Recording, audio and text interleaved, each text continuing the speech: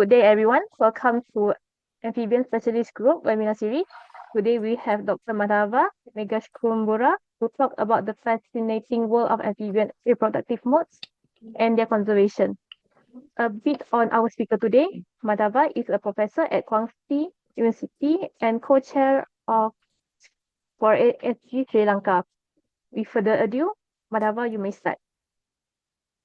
Okay, thank you very much. I thank the ASG for the invitation to give this talk, especially Amal Bozi, Sally Ren, and Dasi for coordinating. So I will share some of the work that my team and I have been doing for the past 25 years, and some of my thoughts on generating knowledge on amphibian reproductive modes that will help conservation. So these are some of the main people who were instrumental in getting some of this work done. I'm not showing everyone. I'm showing Rohan Petiagoda, Schneider, my PhD advisor, and my postdoctoral advisor at Harvard, James Hankin, and Carlo Manamendarachi, and my first PhD student, Nana Vijaytilaka, and Gayani Senaviratna, Gajabale Polasundan. All of them are here. They are some of my students now. Okay. So as we know, the period of reproduction and development marks one of the most, if not the most critical phase of the life of an amphibian. This is more so for seasonally active species. And even within the tropics, we know that seasons matter. For a frog to mate and its eggs and larvae to develop, a lot of factors must come together. The length of the day, temperature, rainfall, and many chemical and physical factors, and the availability of resources, including mates, must all come together. If these requirements don't come together collectively over a few seasons, the population sizes will go down and the species will eventually go extinct. But much of the research and conservation often target adult amphibians, as we know. Much of the work right now, especially in the tropics, is on taxonomy and a little bit on biogeography and population level studies, but a very few studies actually do breeding biology related work. The reason for this is that breeding studies, especially ex situ studies, are not easy to do. Even in situ studies are not very easy to do. Even on the amphibians red list procedure, there is too little emphasis placed on reproductive biology and reproductive mode, in my opinion. I will talk about this in more detail again towards the end. So let me start by first providing you with the brief introduction to the system that I studied the most, the Rhacophoridae, or the Old World tree frogs. So before I start, I want you to watch this video. Hope the video will work, and note down the thoughts that come to your mind. Okay.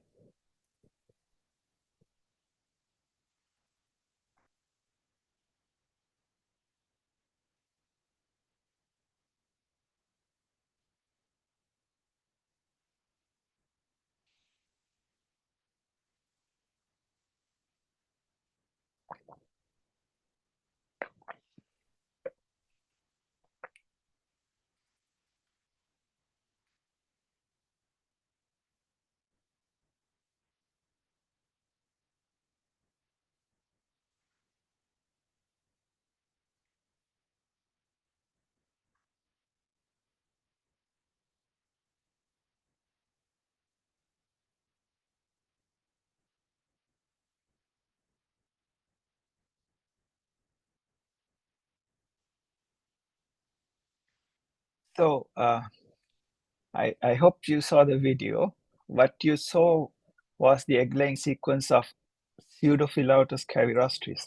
This is a rare endemic direct developing frog from Sri Lanka.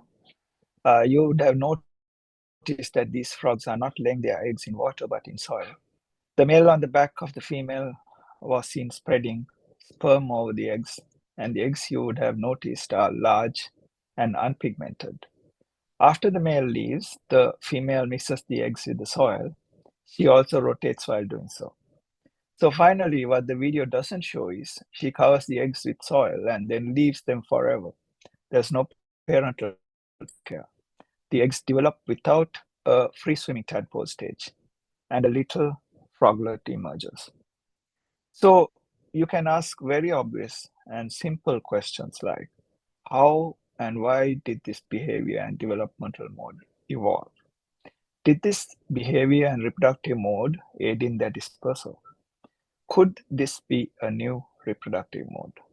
Together with many finer scale questions related to these main questions. So to improve the coherence of my talk, let me provide you an outline. I will begin with my initial studies on frogs, focusing on the discovery of a radiation of tree frogs in Sri Lanka. Then I will briefly outline how we documented the direct development in Pseudophyllautus. Next, we will consider the patterns of evolution of reproductive modes in the entire family Rhacophoridae. Once we understand these patterns, we can examine the role of climate and reproductive mode on the Rhacophorid diversification and dispersal. We will then examine the dispersal of Rhacophorids between the mainlands and the islands, followed by niche utilization in direct developers.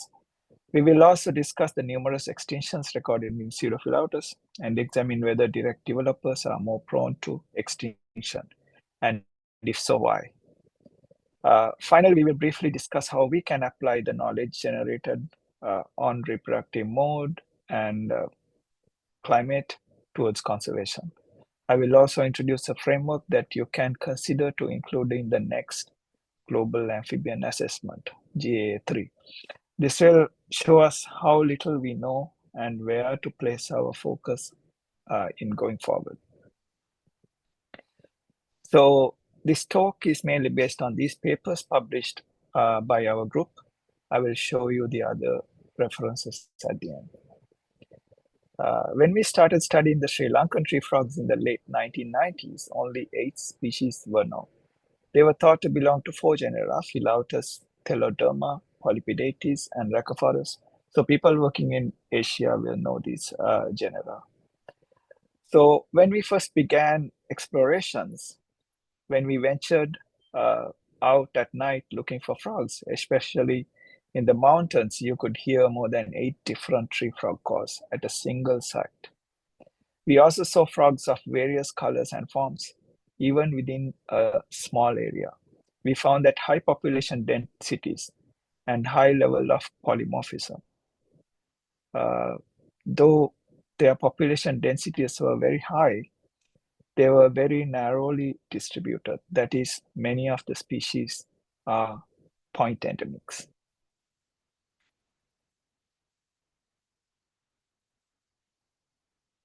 So in this group of frogs, there were large tree frogs in the forest canopy, often unreachable to us, like this frog.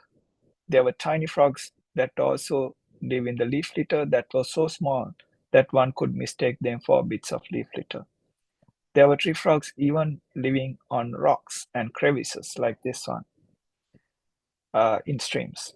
However, most of the tree frogs were shrub-dwelling frogs, occupying the lower levels of the forest layers. Hence their common name, the shrub frogs. These initial observations in the forest led us to believe that there were about 200 distinct species. Okay. So to study their systematic relationships, we collected about 60 putative species and generated data for 12S and 16S mitochondrial DNA fragments. Upon analyzing this data, we discovered not only data supporting numerous species, but also a high level of polymorphism. Our initial findings were published in 2002 under the title Sri Lanka and Amphibian Hotspot. This work revealed a large radiation of frogs that were previously largely unknown to science. And we estimated the presence of around 100 species of frogs belonging to this radiation. Furthermore, our research challenged the initial belief that there were 4 genera of tree frogs in Sri Lanka. We showed that there were only 2 genera present. One group is related to a widespread Asian group called Polypidates, who derived their genetic identity from Southeast Asian or Javan, that's in Indonesia, types. The other is unrelated to the known Southeast Asian genera, which was earlier referred to as Philautus, which we now identify as Pseudophilautus. So the main group of frogs that I'm going to talk about today are Pseudophilautus.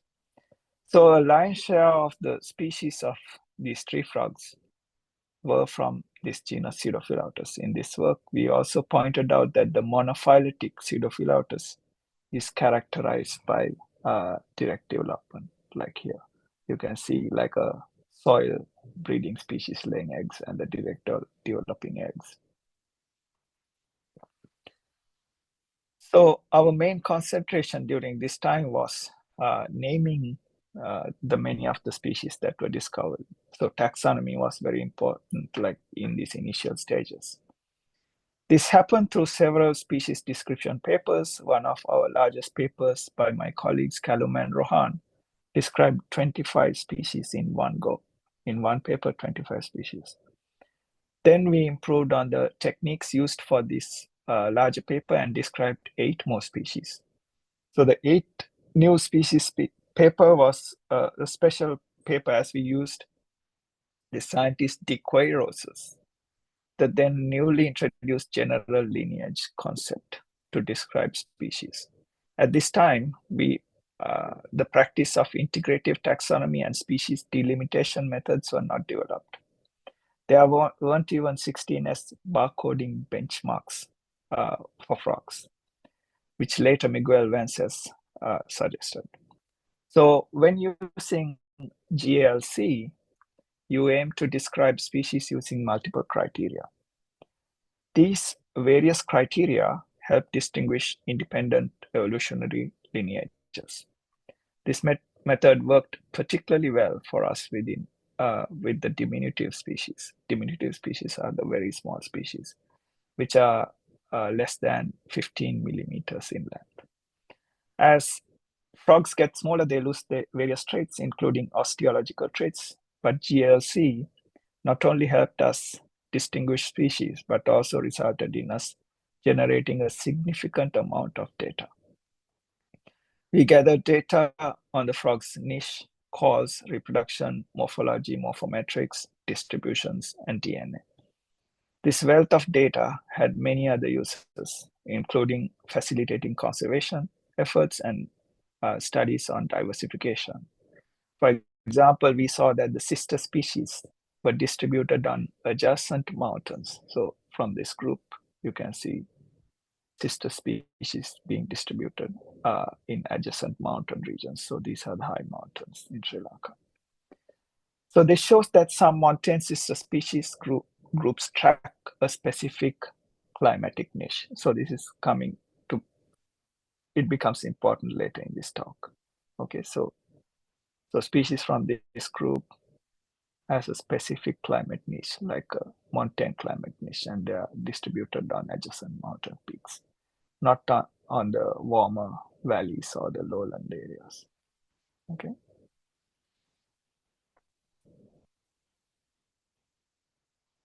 So during our explorations in our bid to name species, we made extensive systematic collections of Pseudophilautus throughout Sri Lanka. Something quite interesting to me at the time was the unfertilized eggs that they occasionally released inside collection bags. We were surprised by the light color and the large size of these eggs. From our Ecology 101, we would recall that case selection is at work.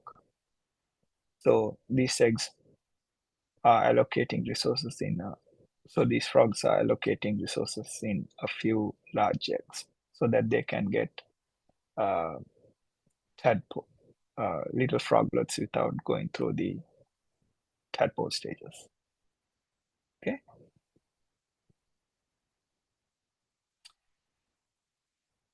So we focus not only on describing the new Pseudophylatus tree frogs, but also studying their breeding biology and finding the reasons for their high diversity. To study their reproduction, we built 2 field stations for captive breeding close to the forest edges. An attempt, an attempt, an attempt at ex situ breeding, semi-ex situ breeding. So one field station was located at a high elevation and the other at a lower elevation. What you see is the one that we built at a high elevation. Initially, getting these frogs to breed in captivity was quite difficult. At the time, I only had experiences breeding fish, not frogs. We worked for about 6 months without any success. Even keeping these frogs alive proved to be difficult. We also had trouble feeding them. I remember we tried to raise maggots to feed the frogs, which ended in a terrible, messy disaster. This was quite a frustrating time without any glimmer of hope of breeding, uh, of hope of any breeding whatsoever. We almost gave up at that time. What helped during this bout of misfortune was giving the frogs a semi-natural diet of crickets collected from the grassy fields near the forest edge. And this turned out to be a major turning point. And once we figured out the techniques to maintain humidity and the other care-related requirements, we managed to breed around 21 species of frogs within the next breeding season. So within about 6 months, we bred about 21 species. So it's a matter of like getting to know how to keep these frogs in captivity and providing them nutrition and clean surroundings so that they can breed. And so from the breeding work involving 21 species, we found that there are 2 main terrestrial reproductive modes in Pseudophylatus. One is soil breeding, as you saw, which is typical of Pseudophylatus, and the other one is leaf breeding, which is rarer. Okay.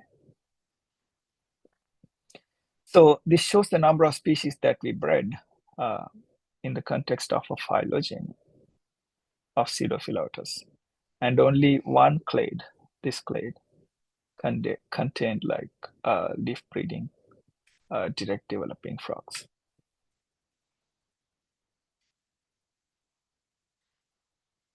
So this Pseudophylatus reproduction work led to other research, and we made staging tables for Pseudophylatus, and we also studied their development. One peculiarity was that Pseudophylatus shared some of the larval characters despite being a direct developer, such as the cement gland, right here, and a coiled gut that you don't see usually in other direct developers. It shows that this group is very close to the developmentally very close to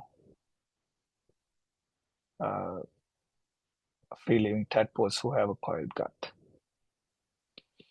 Okay, so we compared the development of embryos between well-studied neotropical Eleutherodactylus and Pseudophylatus and found many differences. So Eleutherodactylus is from the New World, okay, like the Americas. So this suggested that different developmental pathways were involved. We still lack good development sequences for the other direct developing clades in Rhacophorids, especially Phylautus. We don't have anything. So there's much work to be done in this regard. And I was, okay. So from the initial breeding work, we found something important related to climate.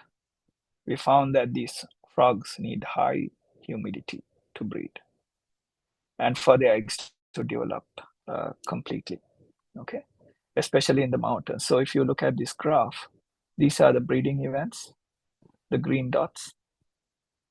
Okay, and on this axis we have relative humidity, and this is the 80% relative humidity line. So all these breeding occurrences happen above 80% humidity. And these these bars are the rainfall. So you can see that even if you have like high rainfall, you don't, the Xerophilautus don't breed. But if there's high, so in order for them to breed, it always have to be above 80% humidity. So they are humidity dependent, not rainfall dependent per se. Okay, and in the mountains, humidity and rainfall are not like directly correlated to each other.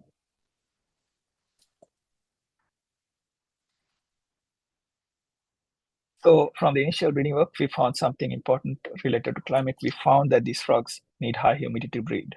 They relied on high humidity and not a lot of rain per se. In the mountains, the development can take as much as 3 months. Without continuous humidity, the directly developing eggs would shrivel and die. So this resistant reliance on high humidity, as much as 80% humidity, plays a crucial role in their evolution and dispersal. So one of the main questions we asked initially was as to why the direct developers are so species rich or speciose compared to the form nesting Polypedates in Sri Lanka. To answer this question, we had to step beyond the Pseudophilautus of Sri Lanka and look at the Rhacophorid family comparatively. So we studied the evolution of reproduction in the Rhacophorids next. So we gathered the representatives from major genera of Rhacophorids to study their reproductive modes. We identified 4 major reproductive modes. These are aquatic breeding, AQ, gel nesting, GN, form nesting, FN, and direct development, DD. So this chart summarizes their reproductive modes. So the aquatic breeders lay their eggs in water, and the tadpoles are fully aquatic. Gel nesters lay their eggs in a layer of jelly, and the form nesters lay their eggs in foam, usually outside of water. The tadpoles of gel nesters and form nesters are partially aquatic. Okay, where the tadpoles fall into water after hatching to continue life as a typical feeding and swimming tadpole until metamorphosis. Since free swimming tadpole stage is absent in direct developers are considered as having embryonic development. So these have embryonic development. And these are the number of genera and the number of species, which are dramatically different. I will explain this soon, and their distributions. Form nesters and direct developers have the widest distribution. So now you can ask this question, whether form nesting and direct development allows them to have a wide distribution, okay, when compared to the aquatic breeders and the gel nesters. Okay, so these are the some pictures of the direct developers and basically explaining the reproductive modes. So sorry. As you would have guessed, these are the embryos of the leaf breeding direct developers. And this is a clade of form nesting Polypedates in Sri Lanka, which we later identified as a distinct genus called Tharoga. So these are their form nests. And these are the tadpoles of these form nesters, which are partially aquatic. The eggs are laid outside water, but the tadpoles are in water. Okay. And this is a Grassixalis species, and it's a gel nester. And these are the tadpoles of a gel nesting species ready to fall into water. And this is another Grassixalis species. And they're gel nesting eggs in a tree hole. You can see the water down here. So these are covered in gel, right? And this is a Bulgaria species. It's an aquatic breeder. They lay their eggs in water, and the tadpoles are in water, like a typical frog. So if you examine the geographic distribution of these developmental modes, you can see that aquatic breeders have a relatively narrow distribution, okay? Only around here. Only 10 species of aquatic breeders. They live on the periphery of the Rakavari distribution, okay? In a very narrowly distributed. They are followed by gel nesters with about 54 species. And then you get the form nesters. They are very widely distributed and they even go to Africa. And they have 134 species. And finally, you get the direct developers. They are narrowly distributed than the form nesters, but they have a very high species number, 189, the highest species diversity in Racophyridae. So if you consider the species richness, you can see that the terrestrial direct developing species have the highest number of species, followed by form nesters, gel nesters, and aquatic breeders, right?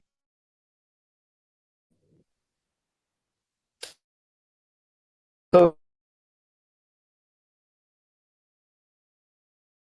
we asked the following specific questions in the context of the evolution of reproductive modes. I will explain this one by one.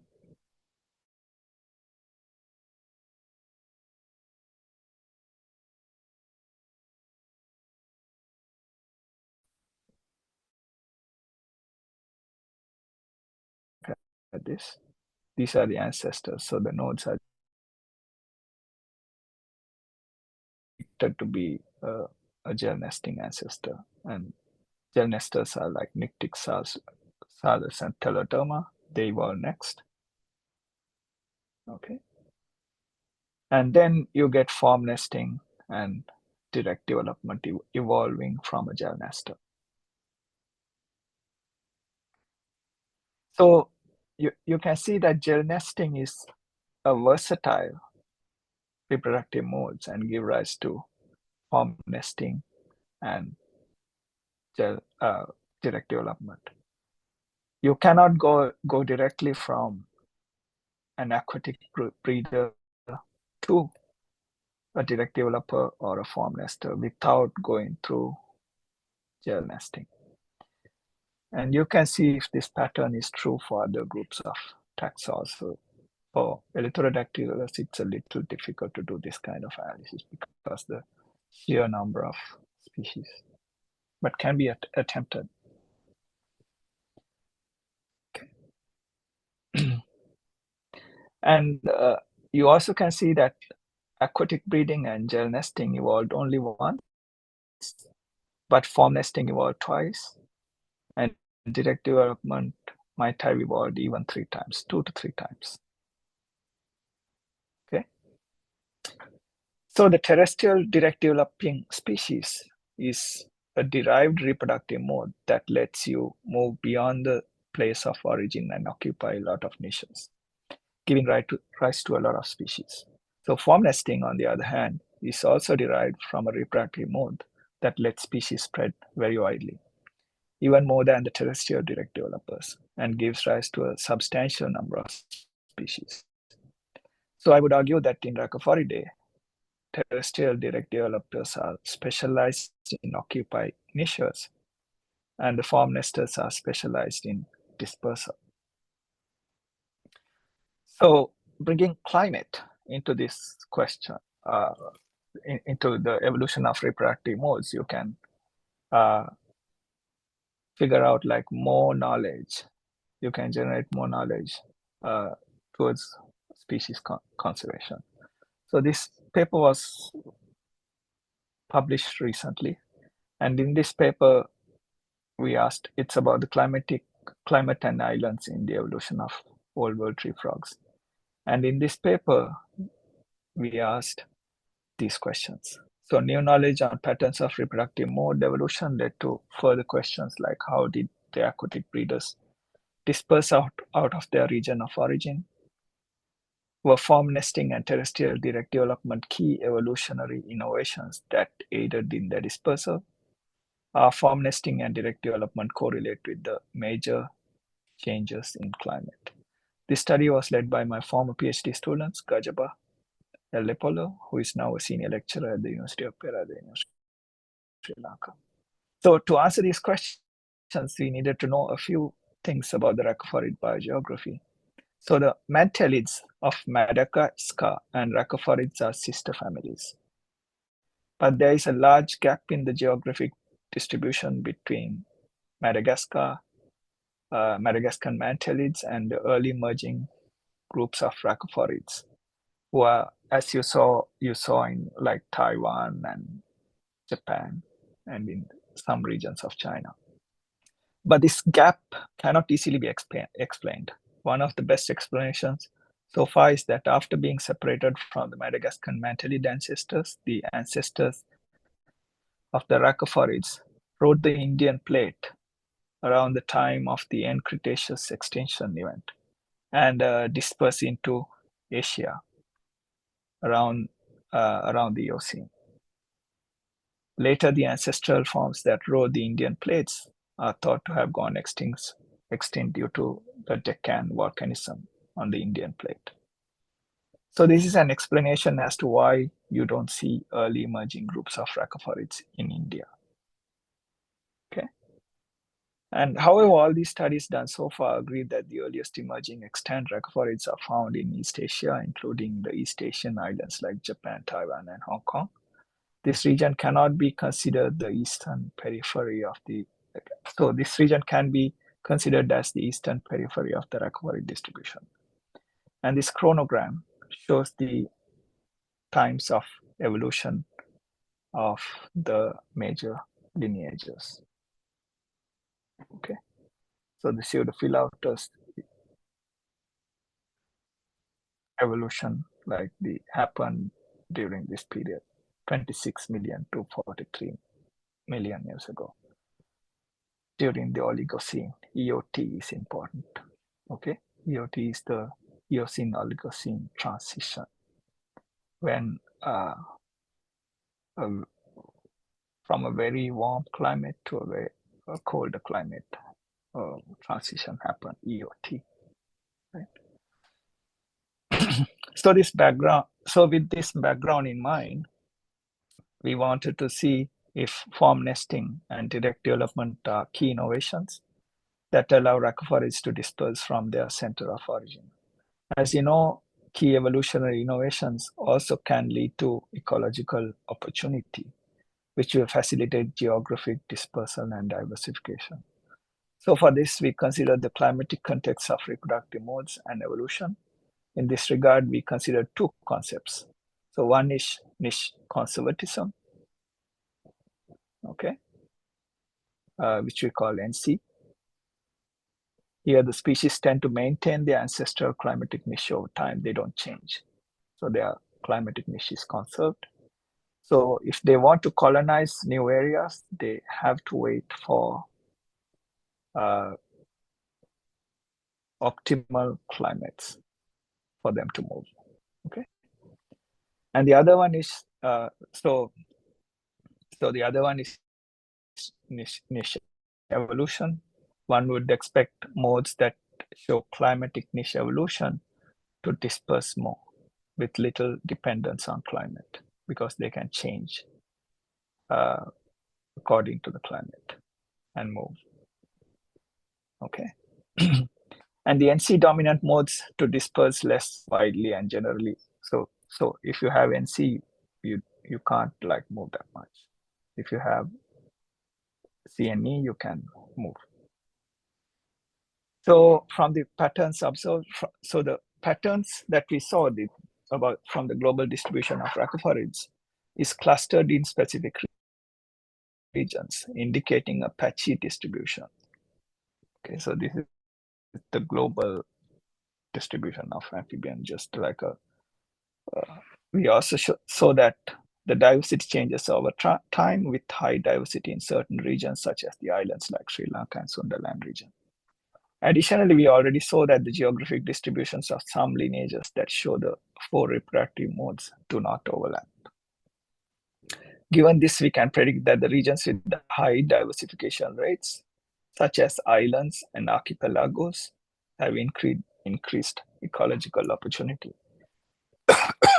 and are dominated by direct development and form nesting, which can be considered as key evolutionary innovations within the context of Rhacophoridae.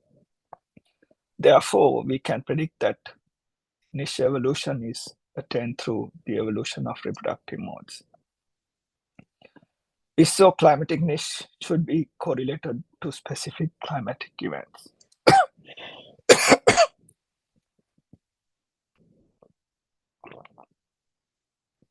So to test these predictions, we made a tree with all known taxa of Rhacophorids using all the available data.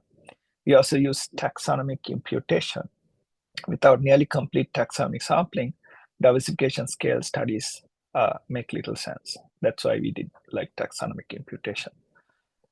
So we made a chronogram and showed the diversification rates on the tree. So a lineage through time plot, this one over here, shows a constant rate of diversification. Still, when you look at the diversification rates on the tree, you can see some clades diversify very fast, some clades diversify very slowly. Okay. Still, when okay, so overall these cancel each other out, and what you see as a general pattern is a constant diversification rate for Rhacophoridae. Okay. So the high species richness and phylogenetic diversity can be observed in regions such as Sundaland, Peninsular Malaysia, Vietnam, and the Yunnan Guizhou Plateau area in China, and also in Sri Lanka and Western Ghats biodiversity hotspot. So when examining the spatio-temporal distribution patterns of Rhacophorids, the following trends can be observed. The first quartile represents the distribution of older lineages, while the fourth quartile represents the younger lineages. In the second quartile, in the early dispersal and diversification towards Central Asia is evident. Subsequently, the Central Asia becomes more diverse in the third and the fourth quartiles. The regions with the high speciation rate and phylogenetic diversity contain both the youngest and the oldest lineages. Therefore, these are potential areas serving as refuges for Rhacophoridae. Okay, so from this you can identify climatic refuges for Rhacophoridae, and these are very important for conservation. So this is of significant conservation importance when considering the preservation of processes that generate and maintain diversity over time. So, so when we analyze the climatic preferences of Rhacophorid species using bioclim variables related principal components analysis, we can observe the following patterns. The first principal component primarily represents variation in temperature, while the second principal component reflects variations in both temperature and rainfall. And species in the Sundaland region are well adapted to a warm and less seasonal climates. On the other hand, species found in East Southeast Asia and the Himalayas are adapted to cooler and wetter conditions. In general, island-dwelling species tend to thrive in intermediate to warmer temperatures, whereas species on the mainland are associated with like colder climates influenced by seasonal changes. Islands typically have more stable and less seasonal climates compared to the mainlands and the mainland environments. So species moving to islands may need to adapt to new climatic conditions. Okay. These island species derive from recent speciation events and originate from the mainland forms. And island species evolved at higher rates than mainland species, suggesting that the ecological opportunities within islands, such as mountains and complex topographic features, may contribute to their diversity. So returning to the reproductive modes, species with form nesting and direct development exhibit the highest diversification rates across all regions. It is evident that AQ occupies a conserved and narrow climatic niche space, while form nesters have the broadest climatic niche space, while direct developers are primarily limited to warmer, humid, and less seasonal climates.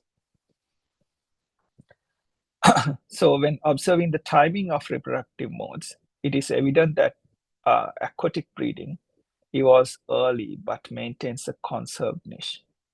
The climatic niche of gel nesters is more extensive than aquatic breeders and evolves around 40 million years and evolved around 40 million years during the Eocene. Okay, so gel nesting evolved as response to a very warm time in the Earth's climatic history.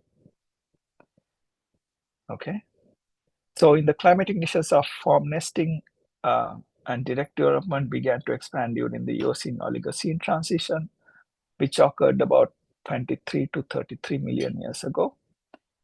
A comparison of diversification rates associated with different reproductive modes and among regions revealed that fully aquatic breeders are primarily found in cool, wet Southeast Asia.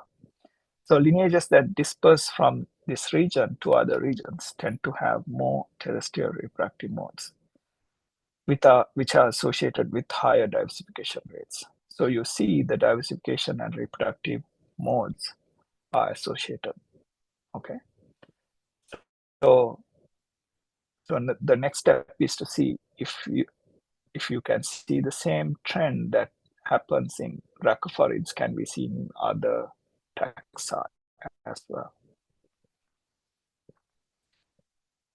So we saw that many direct developing species, we are coming back to Pseudophilautus now, where we started. We saw that the many direct developing species can live in the same habitat sharing resources. Hence, we saw that most direct developers are niche specialists. They can partition resources within the same habitat. So according to Gauss's principle, each species must do something slightly different to occupy slightly different niches. Given their morphological disparity that is reflected in their niche occupation pattern, we believe that there was an indication of ecological speciation going on. So how can you tell if ecological speciation is happening? One of the best indicators of ecological speciation is the existence of ecomorphs. So where there's strong correlation between ecology and morphology. Okay, so if there's ecomorphs, it means there's a strong correlation between the ecology of the frog and the morphology. So in other words, the morphology reflects their ecology. And this is what you see from the preliminary analysis that we do about the niche utilization in ecomorphs. So in Sri Lanka, we observed that the frog-wing near streams on rocks have different color patterns, body shapes, and webbing compared to those living in leaf litter. The leaf litter dwelling frogs are generally smaller, sometimes less than 15 millimeters long, and have fewer offspring. In addition to this, there are species that live only in the canopy. Most of the frogs are found in trees and shrubs. We collected all these frogs and measured them and performed a detailed analysis. The frogs could be categorized based on their morphology into rock-dwelling, canopy-dwelling, tree-shrub-dwelling, and generalist groups typically found in leaf litter. This shows that the frogs with direct development are well adapted to exploit the available wet and cool mountain habitats, allowing many species to coexist and partition resources. This is why we refer to them as niche specialists. And niche specialists, especially when their point endemics, are prone to extinctions. So this brings us to the final point of discussion today, the extinctions in tree frogs. So Pseudophylatus is currently the genus with the highest number of confirmed extinct species. During the Global Amphibian Assessment 1, we reported that 19 species of Pseudophylatus to be extinct. We also described 4 distinct species of Pseudophylatus from specimens collected from over 100 years. In that work, we mentioned that with continuous deep exploration, some of these frogs may be rediscovered. The so-called Lazarus taxa, or taxa that arise from the dead. Over the next 16 years, both our colleagues and us rediscovered 2 of these lost species. So currently 16 species are still considered to be extinct. Now we are at a better place, however, to understand why some of these extinctions may have happened. Here you see 2 species that are described as extinct new species from reference collections that were made by early collections over 100 years ago. And one of the species, Pseudophylatus pardus, we discovered recently from a difficult to explore high elevation mountain region in Sri Lanka. And after doing the DNA work and morphometrics, we assigned it to a known species, Pseudophylatus viridis. Okay. 2 more species were rediscovered early in 1913 by one of our colleagues. So we went back and revisited all the species described using the molecular species delimitation methods, which we didn't apply earlier, which was not available at the time. Okay. In this revision, we sank 8 species, but we saw that there could be as many as 14 new species yet to be described from Sri Lanka. In this paper, though we used delimitation method, we advocated using GLC again if you are describing new species.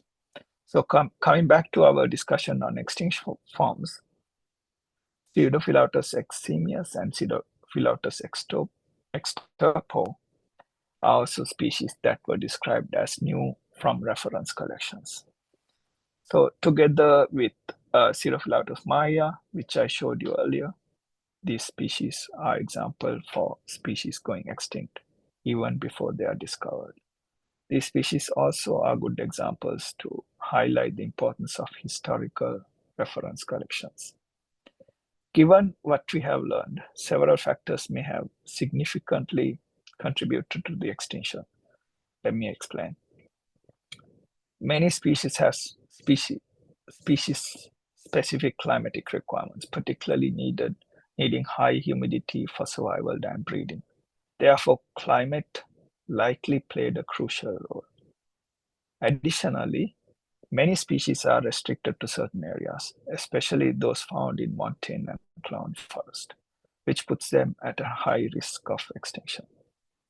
Our understanding of the ecomorphology of current morphs also indicates that many of the frogs are niche specialists. Consequently, species that are dependent on forests, such as those from the tree, shrub, canopy, and leaf litter groups, likely faced a high risk of extinction. So it is important to note that Sri Lanka has lost also 96% of its forest cover, which would have also contributed to the extinction. So considering all these, rhacophorids are a well-studied group, but it is clear that there is much more to explore. Further studies needed on their population genetics, reproduction, ecology, disease development, and adaptation to climate.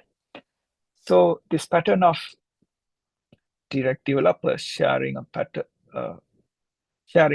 of being critically So in this graph, this is made from like data from the GA1.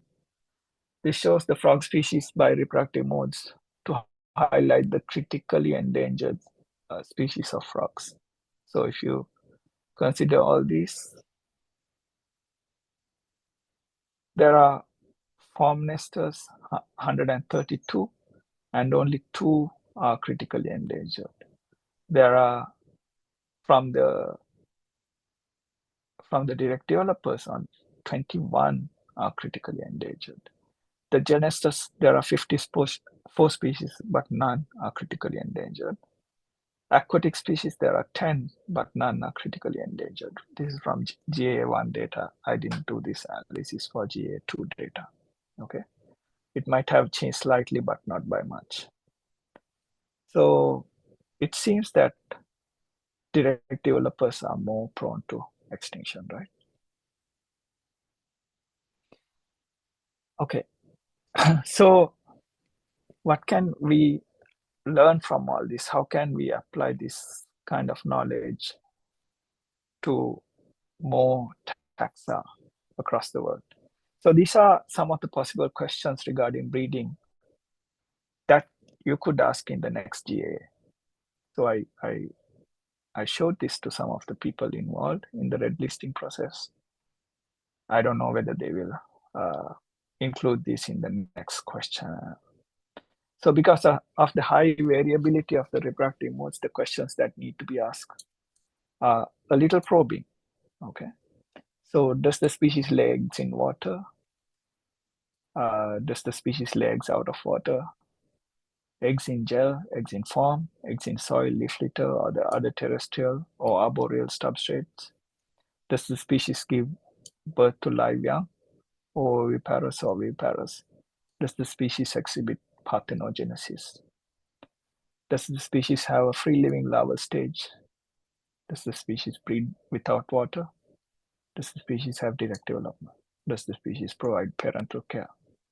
You can cut this down, but like you get the idea, right? Like, so these could be asked, and we can gather more information from this.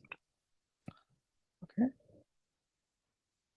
So most of that, us think that we know enough about amphibians through the red listing process to conserve them. But in my opinion, we know only very little. Including the questions like this will make us aware that there is so much critical information that is useful for conservation that we still do not know. I propose asking questions like this in the next GA. Okay. These, I think, will help amphibian conservation. Okay, so I think, and also the analysis by Luedke et al. In 2023 Nature, which are the results from the GA2, is also revealing. It shows that climatic change and diseases are very important in the status of correlated with the critically endangered species, CR and EN. And so we still have to think about this regarding Raccophoridae. And many of my students are doing research on these main threats that have been highlighted by this paper right now. They're studying the synergistic effects of these threats on raccophorids. Okay, so we are trying to develop this raccophorid as a case study so that we can learn from them a little bit more. Okay, and these are the other references and acknowledgements and many of the funding agencies. Thank you very much. Sorry it took a long time. It's okay.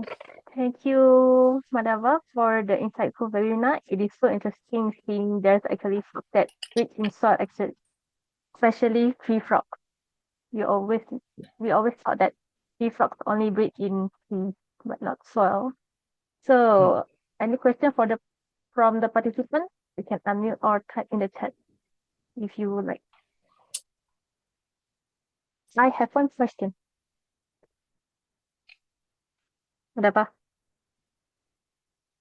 So, for direct developed first species, what are the advantages to breed during high humidity instead of high rain? Sorry, repeat it again. The question was breaking, Dasi. Oh, okay, sorry. For direct developer species, what are the advantages to breed during high humidity instead of high rain? So all this happens during the rainy season, but if it's raining very heavily, they actually stop their activity because their call cannot be heard if it's raining very heavily because the noise of the rain overpowers their calls, and they are very vocal species, and they use the call to like distinguish between good males. The females use the call to distinguish between good males, and they can't do this when it's raining very heavily. So they usually don't breed when it's raining very heavily. They wait until the rains have subsided, and few days after this big rain, the humidity is still very high within some of these forests. And it's during this time they call a lot and find mates. And this is what we see for Racaphauridae. I don't know about the other groups. Maybe this trend is there for them also, but it could be different for other groups of frogs. For example, that breeding water, they might be breeding like they're known to be breeding when it's raining, but not for this group of frogs. Okay. There's a question from Muin. What are the Yeah. key critical characteristics differentiating Pseudophylotus, Rochester, and Phyllotus? You can see the question in the chat also. Okay, so yeah, they're very. So when I was doing my PhD, we considered Rochester's also to be Pseudophylotus actually. Okay, so there's very little difference in their morphology, and even when you make the phylogeny, they come out as two different clades. Okay, but there's one clade of Rochestes which is found nested within the Sri Lankan Pseudophylotus. So they are very close, but their reproductive modes are slightly different. And I asked like some of my friends, and they said they don't breed in soil. They don't show the same pattern of behavior. So there are some differences, but the differences are subtle. Okay. Second question from him. Are all direct developers, I suppose? Sorry. Are all Repeat that the question, Darcy. are all the mentioned groups just now direct developers? Sorry, I didn't understand the question. Can I see the question? Yeah, it's in the chat. How to find the chat? Oh, okay.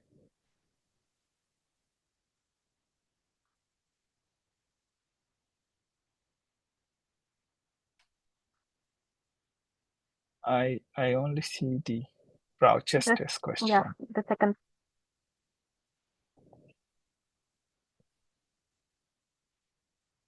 No, I can't see it, Darcy. Tell me the question again. So just now Muin mentioned about the differentiating Pseudophylotus, Rochesters, and Phyllotus. The second question is, are all direct developers? All direct developers in Rochester's and Pseudophylotus, or all the Rhacophorids? All of the he mentioned.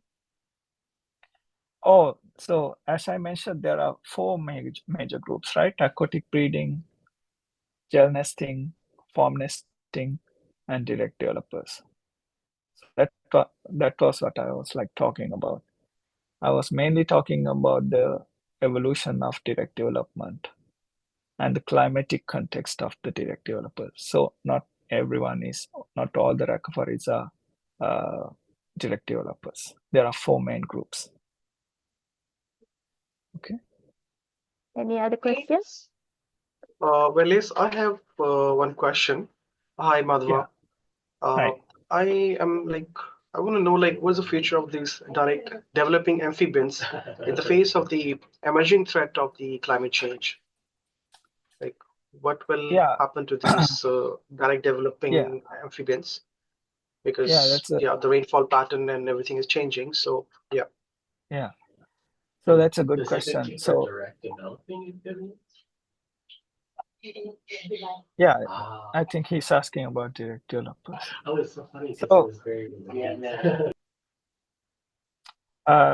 so yeah, from what we see direct developers, so what we see from the data, also from the GA1 and GA2 data, it is the direct developers who have the highest number of like endangered species. And from the studies that we have done, climate plays a major role in their distribution and dispersal. And they are also point endemics. Many of them are point endemics, very narrowly distributed, and they are very good at like resource partitioning, but they are not like widely distributed. Okay, because they don't have to go to water to find mating sites, and then they can breed anywhere in the forest. Because of this, it's very good for them. It's very good for reproduction because they can breed where they are, but this makes them very narrowly distributed, and this is bad for them because if that habitat is gone, the species is gone, right? So this might be the reason why they are highly impacted by changes in climate and fragmentation and habitat destruction and all these. Okay. Okay. Yeah. So I think Thanks. okay. So any more questions? If not, we're closing the session. Oh, there's one. From Sajid Yuswas. How do changes in habitat or climate affect the reproductive strategies of amphibians? Yeah. So we know very little of this. We know about this mostly from like association studies, correlational studies, and we know that for the groups that we studied, climate is very important for their reproduction. Okay, and this is why I suggested that the next GA we should focus a little more, given what we have found from like from GA2, which says like climate and disease is very important for endangered amphibians. We need to put more effort into like studying, gathering more data on reproductive mode, because reproductive mode is like very much dependent on climate, and I'm sure that sick amphibians don't breed. Okay, so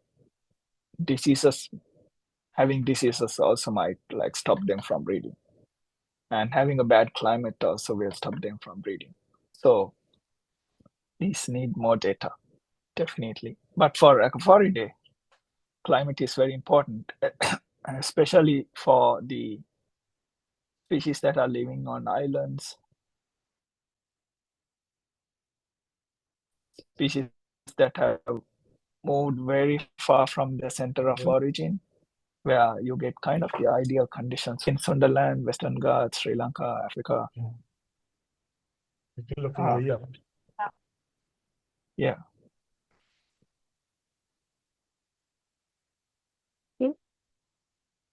So Hello. yeah.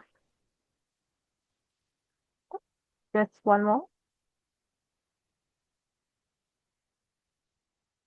He said, "Great words. Indeed, sir. I am from Bangladesh, working on amphibians. How could study breeding behavior of bush frogs?" Wood frogs. Bush frog.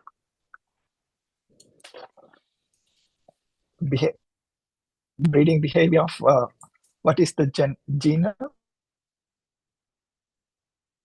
He didn't mention. Shrub frogs or bush?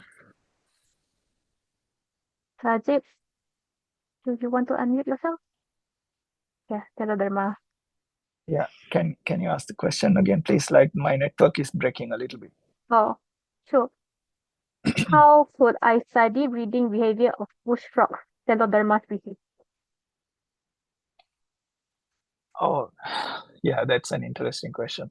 So what we did was we initially did some like field studies, but doing field studies is like very difficult for some of the species. So we did like semi ex situ breeding. We made like breeding enclosures very close to their habitat so that the climate will be the same, and we can kind of like get the same food that they are eating from their habitat and feed them. And then the observations were done in like within an enclosure. That's how we did it. So I don't know for this particular group of frogs, but you could attempt something like that. But let me tell you, like getting the food is one of the most difficult problems that you will encounter, because many of the species don't eat anything that you provide, and it takes some time to care for them. So even right now, like when someone brings a frog into the lab, I ask them to keep them for some time and look at them and see what they do and get to know them, and to keep them for some time. Okay, so that they understand the species. And if you take very good care of the species for some time, they will breed. And for none of my breeding studies, I use like hormones. Some people use hormones, but like if you use hormones, you really don't get an idea of like what might be the triggers that breed them. Okay, so the breeding triggers, you will have a very poor idea if you use hormones. But in some situations, you will have to use hormones if the species is like very uh, highly endangered, and you need to breed it to continue the species.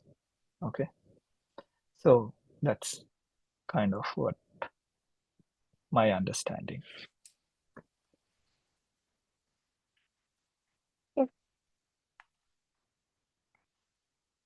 There's a answer. There's a reply to that.